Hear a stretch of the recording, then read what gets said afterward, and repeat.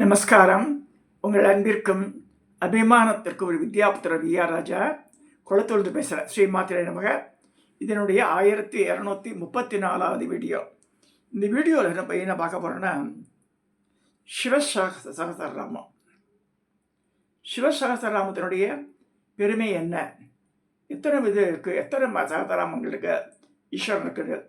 விஷ்ணு சகஸ்ரநாமம் எடுத்தால் ஒன்று தான். சிவசகஸ்ரநாமம் எடுத்தால் 8லேருந்து 10 வரைக்கும் போகிறது.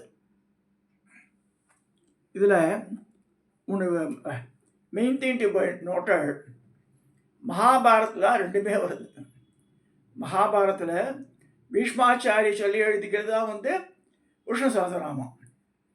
அதே மாதிரி மகாபாரதத்தில் உபமன்யு சொல்லி கிருஷ்ணர் கேட்டான்னு வருது. கிருஷ்ணர்கிட்ட உபமன்யு முனிவர் இது இமாச்சல பர்வதத்தில் அவருக்கு உபதேசம்லாம் பண்ணி உபமன்யு உவாச இருக்காங்க. பெங்களூரில் பார்வதியும் ஒரு மாமி, நான் நேரில் பார்த்ததெல்லாம் கிடையாது அவளை. அப்படிங்க எல்லாரும் நாராயணியம் பீராயணியம் என்னென்ன பாராயணம்லாம் பண்ணிட்டு இருக்கா. அக்கௌண்டு லலிதா சத்ராமம் சிவசாஸ்திராம ஒருத்தரோட பயன்படுறது. அது கொடுமையான கொடுமை. சிவசகஸ்ரநாமத்துக்கு ஈக்குவலாக எதுவுமே கிடையாது. லலிதா சகஸ்ரநாமத்தில் உத்தரபாகத்தில் சொல்லப்படுறது சாதாரண லௌகீக வசனங்களை சொல்கிறத விட விஷ்ணு சகஸ்ரநாமம் சொன்னால் நல்லது. விஷ்ணு சகஸ்ரநாமம் சொல்கிறத விட ஓம் சம்பவே நமக அப்படின்னு சிவசகஸ்ரநாமத்தை ஒரு நாமாவளி சொன்னால் அது எல்லாத்தையும் சாப்பிட்றோம். சிவசகஸ்ரநாமம் 1000 நாமாவளி சொல்கிறத விட லலிதாலேருந்து ஒரே ஒரு நாமாவளி ஸ்ரீமாத்திரை நமகன்னு சொல்லிட்டு அது சுப்ரீமோ லலிதான்னு ஆகிடுறது. லலிதான்றது ராஜராஜேஸ்வரி புவனேஸ்வரி தனி என்டிட்டியாக பார்க்க முடியாது. சிவசக்தி ஐக்கிய ரூபணி தான் அது. அம்மையும் அப்பனும் சேர்ந்து அடைது அந்த பித்துஸ்தானம் அப்படி போய்டுறது. அதில் இப்போ லக்ஷ்மி நாராயணன் அப்படிலாம் கிடையாது. அது தனி சக்தி ஆகிடும் லக்ஷ்மின்றது. இங்கே மட்டும்தான் அந்த ஒரு ஆட்டம் எடுத்தால் புரோட்டான் நியூட்ரான் இருக்குது. ரெண்டுமே சேர்த்து தான் சிவசக்தி என்று சொல்லியிருக்கு. கண்ணுக்கு தெரியாத ரோண்டு மைக்ரோஸ்கோப்பில் பார்க்கறது கூட அம்மையப்பன் இருக்கு.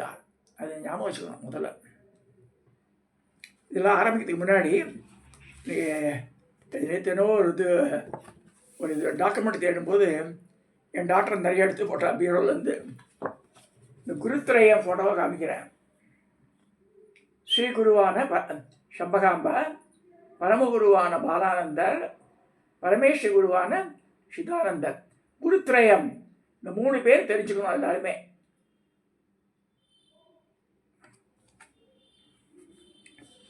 அடுத்து இன்னொரு ஃபோட்டோ. இது நான் ஆசைப்பட்டு எனக்கு இது ஃபோட்டோ பிரிண்ட். இது கிராதமூர்த்தியின் பேர், ரவிவர்மா பெயிண்டிங். இது சிவர் வேடுமன் ரூபமாக வரார். அம்பாள் இதே மாதிரி பார்வதி தேவி வேடுவிஷியாக வரா. அந்த நேரத்தில் எடுக்கிற அவதாரம் இல்லை, முன்னாடியே இந்த இதெல்லாம் எங்கே நடந்ததுன்னா ஸ்ரீசைலம், அதாவது ஆந்திர பிரதேசில் இருக்கக்கூடிய அந்த மலையில் தான் நடக்கிறது. அங்கே தான் அர்ஜுனன் தபஸ் பண்ணுறான் பாசுபதம் வாங்கிறதுக்கு. அந்த இடத்துல நடக்கிறது தான் அது. ஸோ விஷ்ணுவே சொன்ன சகஸ்ரநாமத்தில் இந்த கிராதமூர்த்தியை வச்சு தான் சொல்லியிருக்கா சொல்லப்படுறது. இதுதான் கிராதமூர்த்தி. கிராதமூர்த்தின்னு வச்சுட்டு இருக்க பிறகு சிவன் வேடுமனாகவும் அம்பாள் வேடு விஷயாகவும் வரதா அது. இது என்ன செஞ்சுருவா வைஷ்ணவாள்னா, இதை இவளை என்ன சொல்கிறது, அவள் லக்ஷ்மின்டுவாவா. நரசிம்ம சுவாமியோட பொண்டாட்டி லக்ஷ்மி இருக்கா இல்லையா, செஞ்சுவார். செஞ்சுவார் பழங்குடி மக்கள் இனத்தை சேர்ந்துவா. அந்த செஞ்சுவார் இனத்தை தான் பிறக்கிறாவா யார், பார்வதி தேவி. பிறந்து ஈஸ்வரனை பார்த்து கல்யாணம் பண்ணிட்டு 2 பேரும் கணவன் மனைவியாக பாசுபதம் தரா. ஆனால் இவ என்ன பண்ணிடுறா, கதையை மாற்றி அவளுக்கு சூட்டபுளாக மாற்றின்றா. செஞ்சு லக்ஷ்மின்னு ஒரு சினிமாவே தெலுங்கில் அந்த காலத்தில். லக்ஷ்மி கிடையாது, பார்வதி தான். பாருங்க, மயிர்பீலியெல்லாம் வச்சுட்ருப்பார். இப்போ கூட பிரம்மராம்பிகை ஸ்ரீசைலத்தை போனால் மயில் தோகை வச்சுருப்பாங்க நிறைய அம்பாள் சுற்றி. ரவிவர்மாவின் அழகான பெயிண்டிங்கில் ஒன்று. So coming to our subject. Shivasahasranamam. Shivasahasranamam minimum 8லேருந்து 10 வரைக்கும் வருது. ஸோ உபமணி கதை எப்படி வருதுன்னா, இங்கே பாருங்கள், லார்டு கிருஷ்ணா அஷ்டபாரியா 8 பொண்டாட்டி கிருஷ்ணருக்கு. ஒன்று யார்? ருக்மணி பிராட்டி. ருக்மணி பிராட்டி வந்து மகாலட்சுமியோட அவதாரம். சத்யபாமா, ருக்மணி, சத்யபாமா, காளிந்தி 3, ஜாம்பவதி 4, மித்ரவிந்தா 5, பத்ரா 6, லக்ஷ்மணா 7, சத்யா அப்படி ஊற்றிருக்கா. அப்போ நக்கினஜித்து நப்பின்னைன்னு சொல்லி ஆண்டாள் பாடுறா. அஷ்டபத்தினிகளோட உட்காந்துருக்காரு கிருஷ்ண பகவான். இந்த சம்மந்தம் இல்லாமல் இது காமிக்கிறேன்னு நினச்சிக்க வேண்டாம். கமிட்டி ஸ்டோரி இப்போ இனிமேல் வரப்படுறது. 8 பேர் மனப்பாடமாக சொல்ல தெரியணும் நமக்கு. Rukmini, Satyabhama, Kalindi, Jambavati, Mitravinda, Bhadra, Lakshmana and Satya and Nagnajit. இந்த நக்கினஜித்து பேர் தான் நப்பின்னை. நப்பின்னை மணவாளான்னு சொல்கிறான்ல, நான் ரொம்ப நாள் யாருன்னே தெரியாது எனக்கு. யார் நப்பின்னை? யாருக்கும் தெரியாது தமிழ்நாட்டில். நப்பின்னை சொல்கிற யார் சொல்லும்போது நக்கினஜித்து சொல்ல தெரியாது. சரி, இப்போ ஏன் இந்த டாபிக் எடுத்தேன்னா, இதில் எல்லாருக்கும் குழந்தை இருக்குது. 7 பேருக்கு குழந்தை இருக்கு. இவளுக்கு பேர் ஜாம்பவதிக்கு குழந்தையே பிறக்கலை. அப்போ மிச்சவாழ கேலி பண்ணுறா அவளை. இப்போ நார்மலாக ஒரு பெண்மணி ஃபுல் ஃபார்ம் வரணுன்னா அவளுக்கு குழந்தை பிறந்திருக்கணும், கல்யாணம் ஆகியிருக்கணும், குழந்தை இருக்கணும், ஏதோ ஒரு குழந்தை. அப்போ அழகா கிருஷ்ணர்கிட்ட ஜாம்பவானோட பொண்ணு கரடியாக இருக்கா இல்லையா, ஜாம்பவானுடைய பெண். அப்போ யோசனை முடியும், கிருஷ்ண பரமாத்மா அவரே கிருஷ்ணம் வந்தே ஜெகத்குருன்னு சொல்லப்படுறது. அப்பேற்பட்டவர் அவளை கேட்கிறார் சேஷனர் மூன். அப்புறமா கைலாசத்தை போய் தபஸ் பண்ணுறார் அவர். அப்போ உபமன்யை மீட் பண்ணி உபமணி மூலமாக, அந்த ரிஷி மூலமாக இதெல்லாம் உபதேசம் வாங்கிட்டு உபமன்யு உவாசன்னு வரும் அந்த சஹஸ்ரநாமம். ஸோ அதை வச்சு தபஸ் பண்ணுறாரு கைலாசத்தில். அப்போ ஈஸ்வரனே வந்து எதுக்கு கிருஷ்ணா வந்திருக்கேன் என்பது எனக்கு ஜாம்பவதி அழறார். அது ஆற்றுலேருந்து கேட்டுக்கலாம், நீங்கள் கொடுத்துருப்பேன்ன்றார். இல்லை, உங்கள் கைலாச பருவத்தில் வந்து உங்களுக்குரிய தோத்திரத்தை சொல்லி வாங்கினா தான் எனக்கு மரியாதை அப்படின்னு சொல்லி என்னுடைய அம்சமாகவே உங்களுக்கு ஒரு குழந்தை பிறப்பான்றார். அதுதான் சாம்பன். சாம்பன் அழகாக இருப்பான், நல்ல வீரன், துடிப்பான இளைஞன். அவன் பண்ண ஒரு தப்ப என்ன, துர்வாச மகிழ்ச்சி வரும்போது அவனுக்கு பிள்ளைதாச்சியோட வேஷம் போட்டு இவளுக்கு என்ன குழந்தை எல்லாம் பிறகுன்னு கேட்டா. 4 தடவை துர்வாசர் எல்லா ரிஷிகளும் இருக்கா. விநாசகாலே பெரிய புத்தி. இவன் இரும்பு உலக்கையை வயிற்றுல கட்டின்னு இருக்கான், இரும்பு உலக்க குழந்தையா பிறக்குன்றான். கிருஷ்ணனுடைய அப்பா உக்கரசேனன் அவர் ரூல் பண்ணியிருக்காரு துராவை.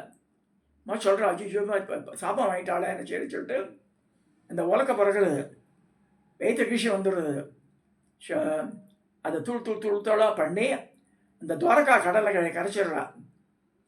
அந்த மெட்டல் போர்ஷன் இருக்கு இல்லையா, ஒரு உரக்கையில் இந்த பூன் மாதிரி போட்டிருப்பா, அது இரும்பில் போட்டிருக்கா அந்த காலத்தில்.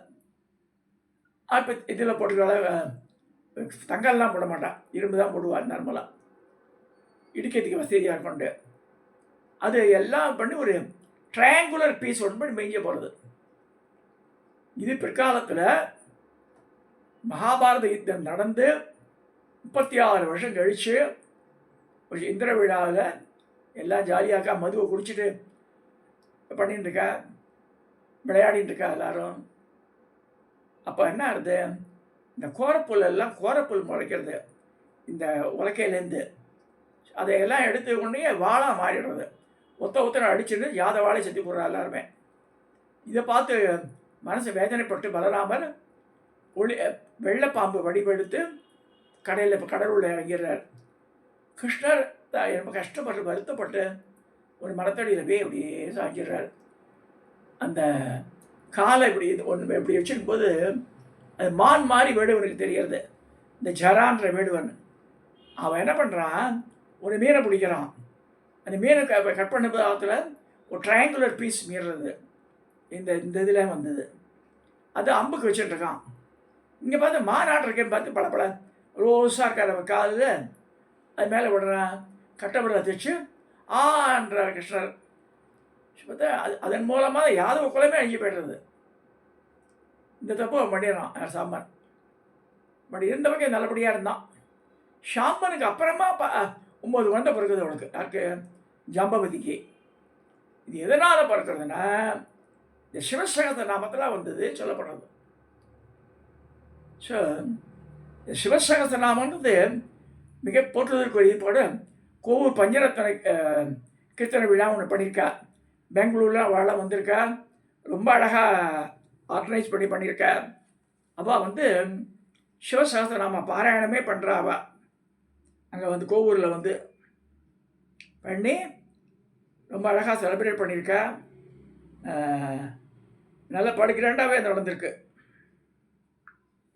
அந்த ஃபங்க்ஷன். இந்த பார்வதி மாமி அனுப்பிச்சு வச்சா எனக்கு.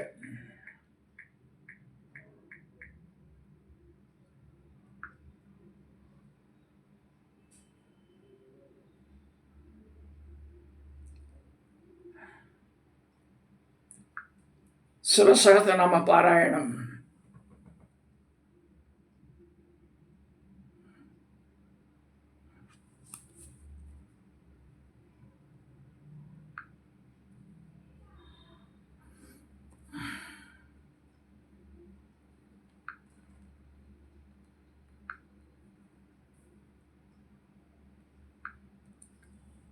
கோவூர்ன்றது இங்கே தான் புந்தமல்லி பக்கத்தில் புதன் க்ஷேத்திரம்.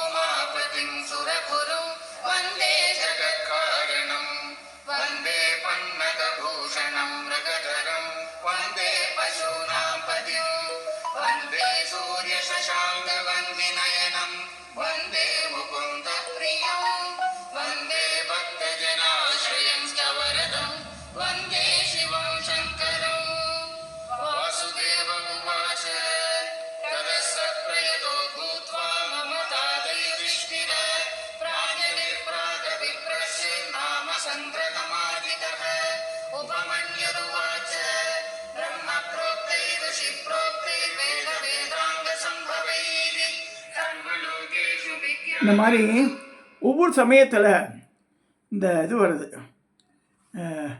விஷ்ணு சஹஸ்ரநாமம் சொல்லப்படுறது. இந்த உபமன்யு இது வந்து மகாபாரதத்தில் சொல்லப்பட்டிருக்கு. மகாபாரதத்தில் இன்னொன்று இன்னொரு சஹஸ்ரநாமத்தில் ஸ்தானவே நபகன்னு வரும். ஸோ இந்த இதில் இப்போ கிரி ட்ரேடிங்கில் ஒரு புக் வாங்கினான். 10,000 சிவநாமாவளியோட ஒரு புக்கு அது. தனியாக பிரிக்க முடியும் எங்கெங்கே சொன்னாண்டு. பட் மோகன் குறிச்சி வந்து 2005-6 வருஷத்துக்கு முன்னாடி தர்மபிரகாஷ் கல்யாண மண்டபத்தில் ஏகாச திருத்தம் பண்ணார். அது வந்து அதிருத்திரம் பண்ணார். 11 பந்தல்கள் போட்டு 11 வெள்ளிக்கூட ஒன்றுதுலேயும் வச்சு 11 ஒவ்வொரு இந்த பந்தல் கீழே பெரிய பெரிய ஸ்காலர்ஸ் த்ரூ அவுட் இண்டியா அவள் வந்து ஒரு வாரம் தங்கி அதிருத்திரம் பண்ணான். ரொம்ப அழகாக இருந்தது. அது எப்போ தான் பண்ணார் அவர். மோகன் குறிச்சியே பெரிய கை சொல்லுவார். ஸோ அதில் இந்த 11 ருத்ரர்கள் பேரெல்லாம் எழுதி அந்தந்த பந்தல், இந்த பந்தல்லாம் 5x5 அது ருத்ராட்ச பந்தலை. அந்த வெள்ளி குடமெல்லாம் ஒவ்வொரு குடம் அந்த காலத்துலேயே 50,000 ரூபா ப்ளஸ் ஃபீஸ். அவளுக்கு தனி சாப்பாடு மாதிரிலாம் பண்ணான். இதெல்லாம் எதுக்கு சொல்ல வரேன்னா, சிவசகஸ்ரநாமத்துக்கு ஈஸ்வரனுடைய ஆசுதோஷி செகண்ட் தாட் இல்லாமையே சுத்த ஸ்படிக ரூபாயா, எந்த எதிர்பார்ப்பு இல்லாமையே நம்ம பக்திக்காக இறங்கி அவர் வர்ஷிச்சிடுறாரு. சென்னையில் இருக்கிறவா நம்ம பெங்களூர் பார்வதி மைமியாட்டம் அவளும் அது மாதிரி அசோசியேட்டில் சேர்ந்துட்டு அவள் சொல்லியே தரா ஹவு டு ரிசைட். ஸோ சமீபத்தில் கோவூரில் நடந்திருக்குது. ஒவ்வொரு ஊரில் போய் பண்ணுறா. அவளை இன்வைட் பண்ணிங்க. இந்த டீட்டெயில்ஸ் வேணால் யாரை கேட்டான்னா கொடுத்து அனுப்புகிறேன். శివసహస్రనామ చూడ ரொம்ப ரொம்ப ரொம்ப ரொம்ப ரொம்ப చాలా చిరంది கிரகத்தில் செய்யணும்னா அட்லீஸ்ட் ஏகாதசி திருத்தம் பண்ணலாம். சரி, அது கல்யாணம், கார்த்திகை, அப்புறம் பூனல், சஷ்டி பூர்த்தி, சதாபிஷேகம் பண்ணுறா. சரி, அப்படிலாம் பண்ண முடியல, ஒன்று சிம்பிளாக பண்ணுறேன். அட்லீஸ்ட் ருத்ரபாராயணம் பண்ணி ஆற்றுல இருக்க லிங்கத்துக்கு அபிஷேக அர்ச்சனை பண்ணி அர்ச்சனையே சிவசஹஸ்ரநாமம் வச்சு பண்ணிடுறது. பண்ணிட்டா அந்த வீட்டில் இருக்க பாவங்கள்லாம் நசிஞ்சு போயிட முடியே. திரும்ப திரும்ப சொல்கிறேன், கஷ்டப்படுறான்னு ஏன் கஷ்டப்படுறா? ஸோ இதெல்லாம் இந்த பாவங்க இதெல்லாம் எராடிகேட் பண்ணணும். Shivasahasranamam helps you lot. Sri Rudram Chamakam Namakam இந்த பாராயணம் ரொம்ப ஹெல்ப்ஃபுல்லாக இருக்குது. இதை வந்து நினைவில் கொண்டு பண்ணணும்.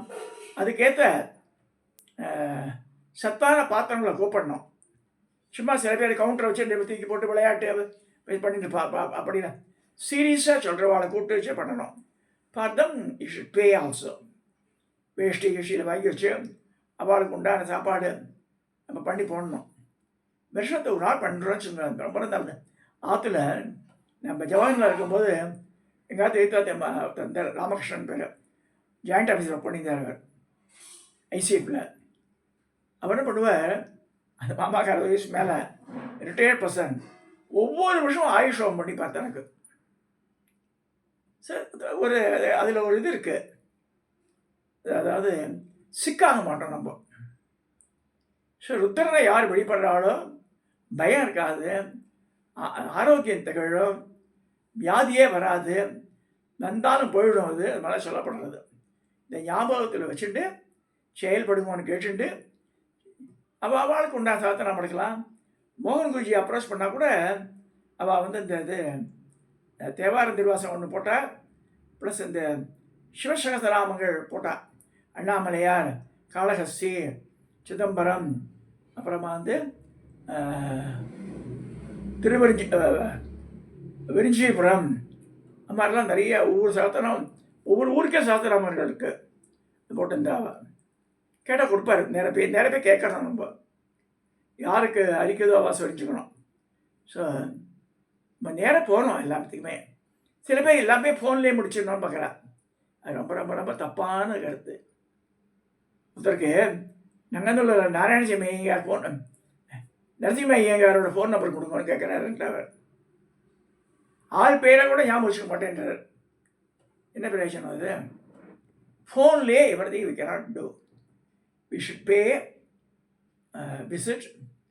அவள் ஒத்துக்கணும். அதை நம்ம போகிறதுக்கு அதெல்லாம் நிறைய விஷயங்கள் இருக்குது.